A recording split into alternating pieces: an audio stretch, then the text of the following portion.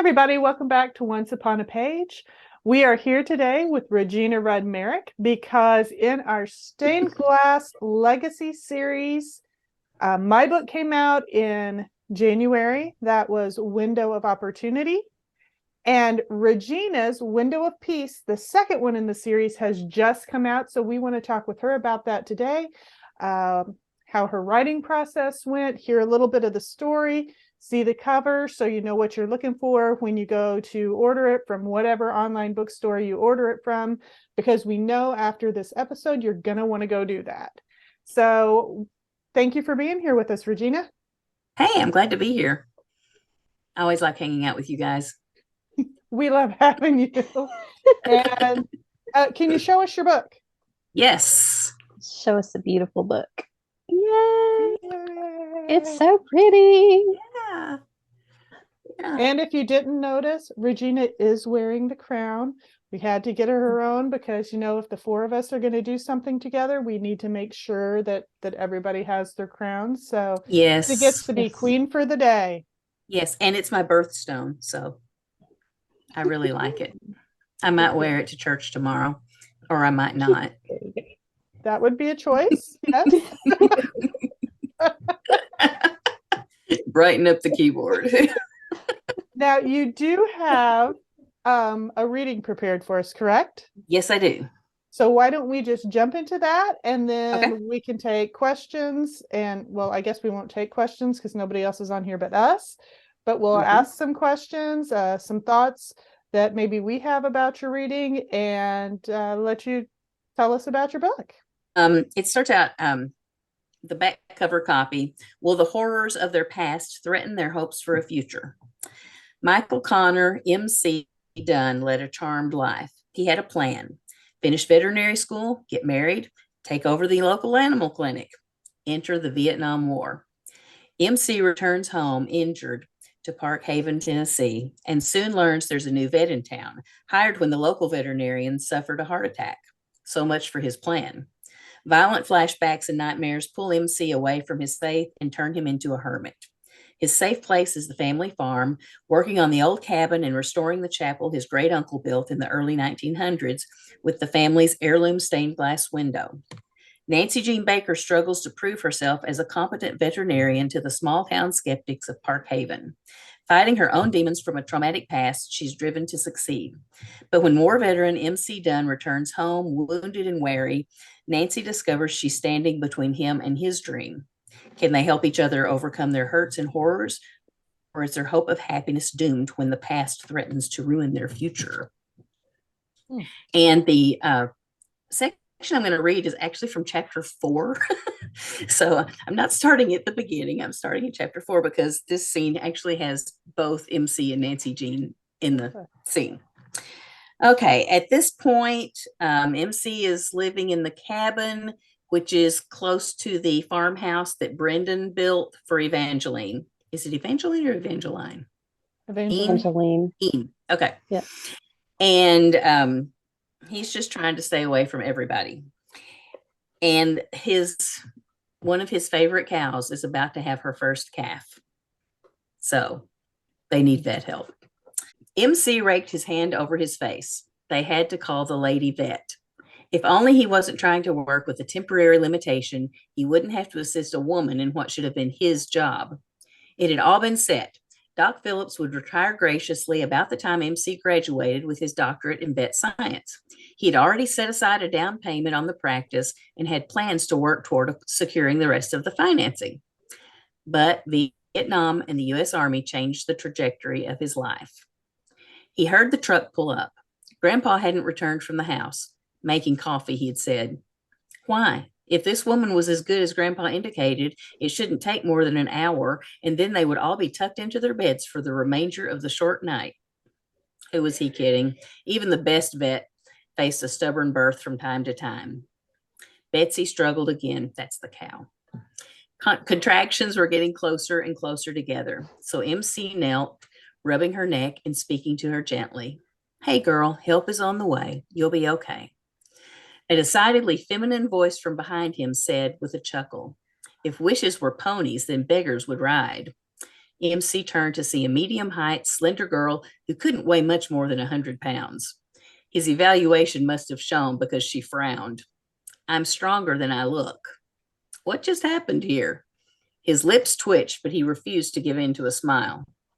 He stood, hampered a bit by his injured left arm, and held out his right hand. MC Dunn, you must be the new lady vet. I am. She stared at him as she pulled on her gloves. And I have a name, Dr. Nancy Jean Baker. There was that twitch again. Odd. He hadn't smiled in a long time, and now his mouth itched to do it twice in one setting. Well, Dr. Nancy Jean Baker, nice to meet you. I hope between the two of us, well, 3 counting Grandpa, we can safely deliver this calf. She nodded and went to work. Now he remembered her. He hadn't known her name, but she was ahead of him at Auburn, finishing up about the time he went into the Army. That would make her, what, 1, 2 years older than him? The main thing he remembered about her was her glorious dark hair. So different from Rebecca's blonde curls. Nancy Baker had always pinned it up or captured it in a ponytail.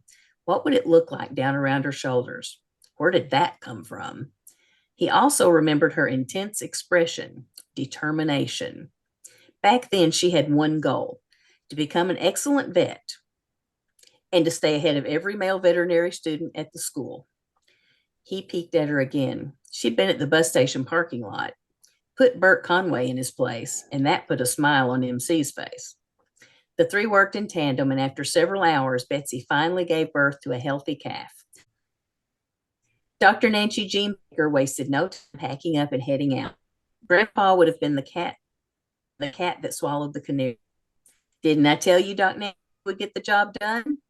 MC shook his head, watching Nancy's truck leave the driveway in the early morning wash of sunrise. You did, Grandpa. He smiled at the older man. How about I finish up here and you go to bed for a few hours? Grandpa gave him a sweeping gesture. Oh, I'm fine. Might take a nap after lunch, but there's nothing like new birth to start the day right. He clapped MC on the back and whistled as he left the barn.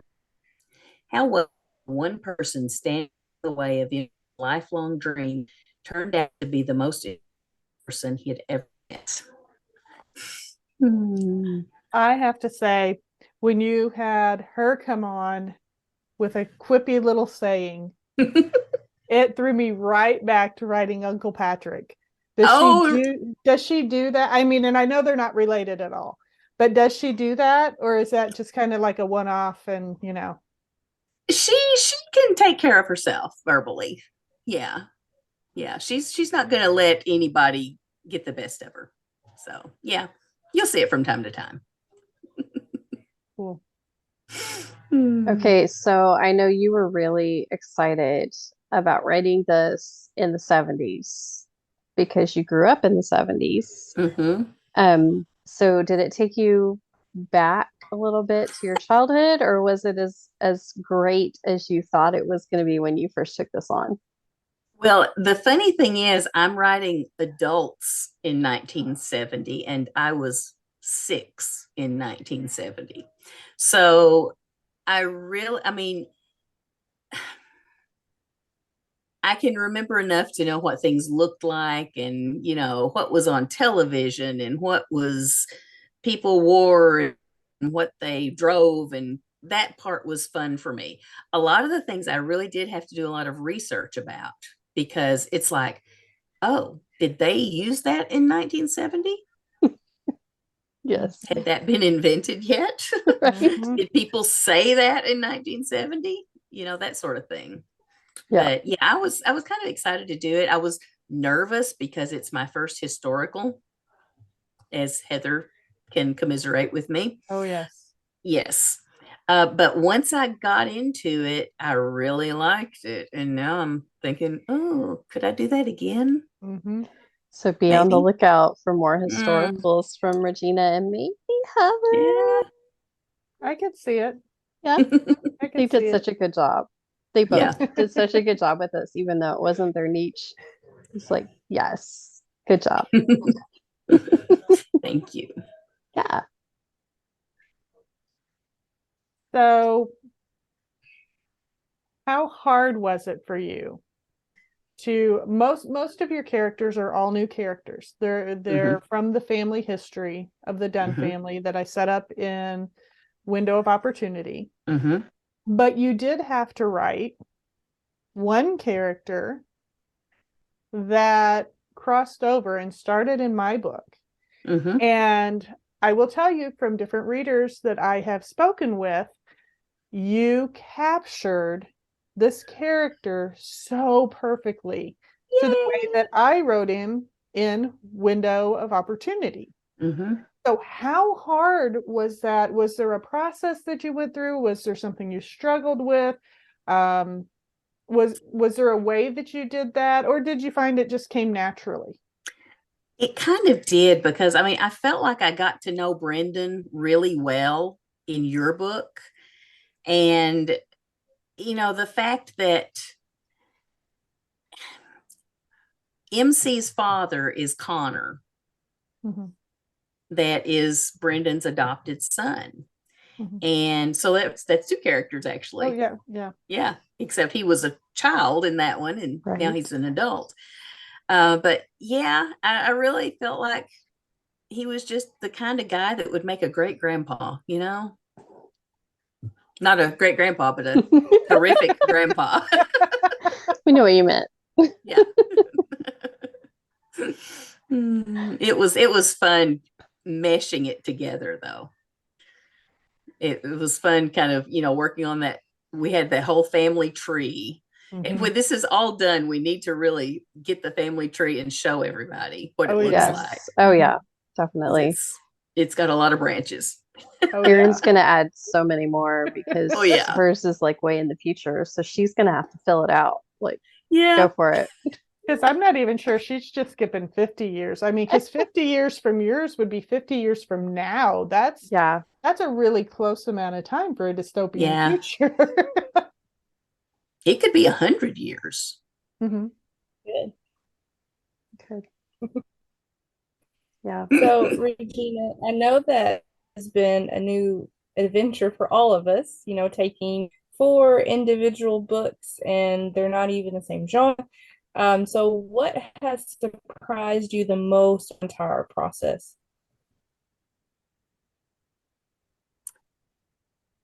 I think one thing that has surprised me is how well we've all worked together to get things to go together. I mean, I don't even want to know. Sound like we don't get along.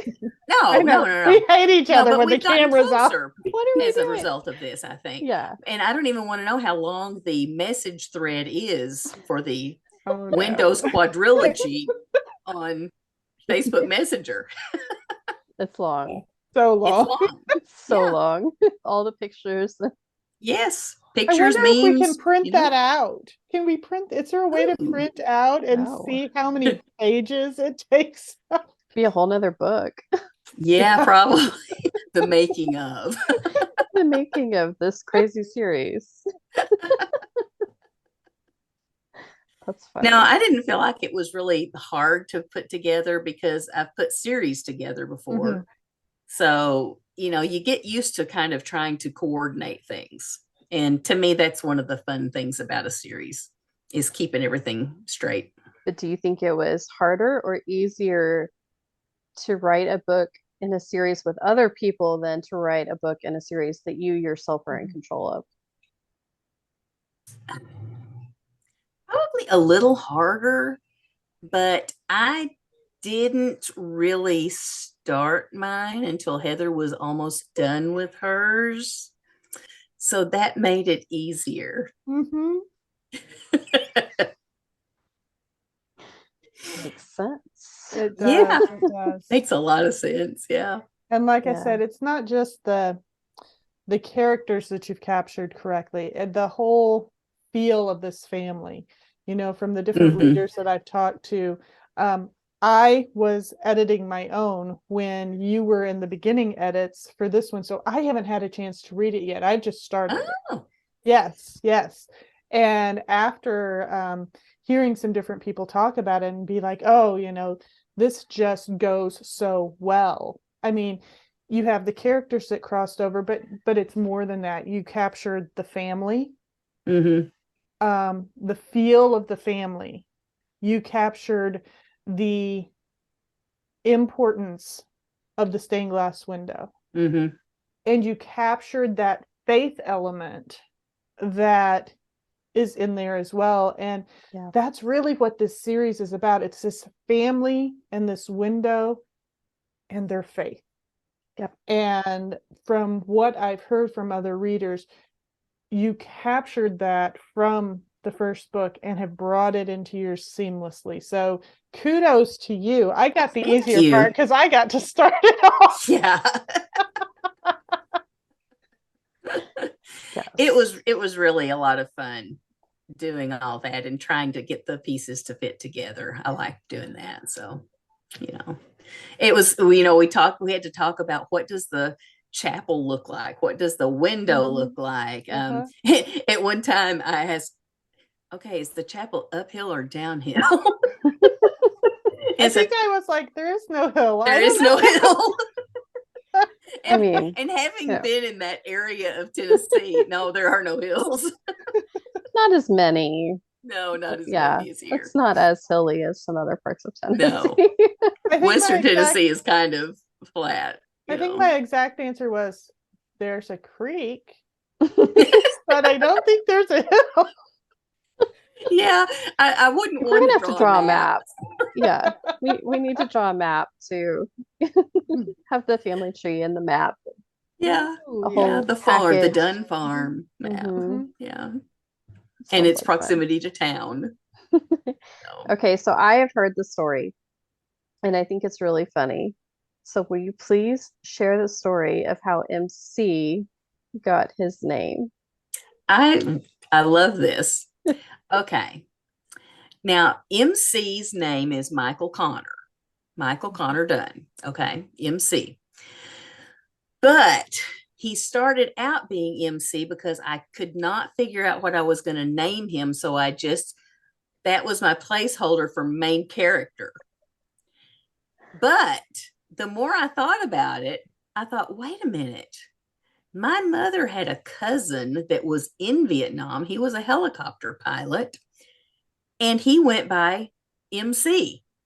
So I thought, and then I remembered we went to the cemetery, and his tombstone has a picture of a helicopter engraved in it from Vietnam. So that's how MC got his name. It started out as main character, but it ended up being named after a relative. So that works. I love it. A lot of fun. Sometimes naming is hard. Mm-hmm. Yes. Well, we are thrilled that 2 of the 4 books are out in the world now. Half of a series. Half of the series is done, which is crazy in 1 year. And so the next book to come out is actually going to be mine, and it releases August 1st. It is called Window of the Heart, and it will be the first one that's not historical. So I'm very, very excited to share that with you, and I'm actually revealing the cover in May. So keep your eyes peeled because it's gorgeous. And then Erin's book will release in December, and I'm sure she will be revealing a cover shortly after mine. So and it's also too. It's also gorgeous. All of our covers are beautiful. They look pretty together. They do. I'm excited about pretty. that. They all have the window on them, which is super exciting. Yeah. So we are so glad you joined us today, Regina. Oh, thank you so much. And that you joined this me, crazy letting me wear my tiara. Yeah, definitely. Thanks for being part of our quadrilogy. Hey, I'm ready to do another one. Oh, well, give me a minute. I need a nap. Can we mix it up this time? Erin writes historical, Amy writes historical. You can write contemporary. I'll write the future one. Or we could do something completely different and just write like a family of 4 siblings, and each of us take a different sibling. Ooh, that'd be interesting. Whoever writes the first book gets to be the first book. That'll be Amy. That would be Amy, 'cause Probably not. I have many had no books time to under write contract. lately. But that's a discussion for another day, ladies. It is. It is. One we will have. Yeah. Sure. Thanks to everyone you who for joined having us me. and watched this video full of all sorts of interesting Yes, and ideas. interruptions. Yes. We're so glad that you're interested in our books. Please like the video, share the video with anyone you think might be interested too. Like our page and follow us for future videos, and we will see you next time. Thanks so much. Bye. Bye. Bye. Bye.